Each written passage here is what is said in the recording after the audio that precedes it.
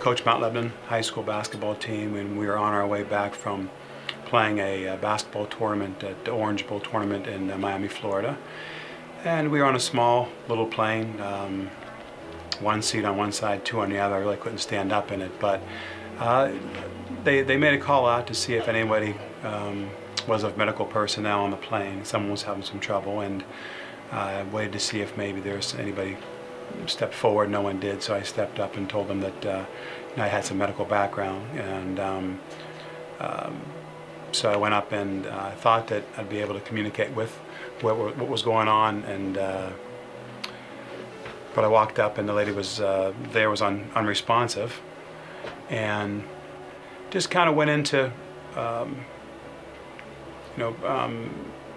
your first aid type mode, and your go through your responsiveness, heart rate, all those types of things, breathing, and kind of assessing the situation. She had some labored breathing, but she had a pulse. The hairy part kind of was when I lost her. I stopped breathing and she lost her pulse.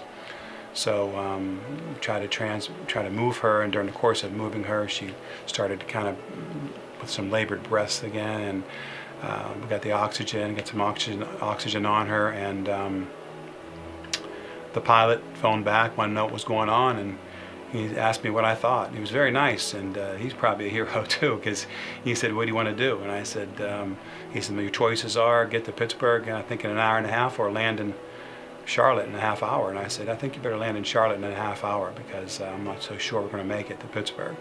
So he got the plane down. As we started to descend, kind of came to a little bit, was still very ill, and passed her off to the paramedics in Charlotte. My situation as a basketball coach and as a physical therapist, and I have a sports medicine center, all our staff is trained in CPR and first response type situations, and I think that there are always things that you want to be prepared for.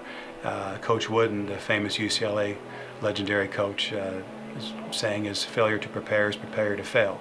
I really am very uncomfortable with that terminology. I think heroes in my mind are the doctors, the nurses, the psychiatrists, the EMTs that do this every day of their life and save people's lives every day.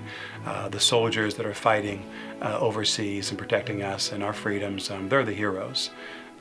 This is just a little incident that I was fortunate that I was able to help another person.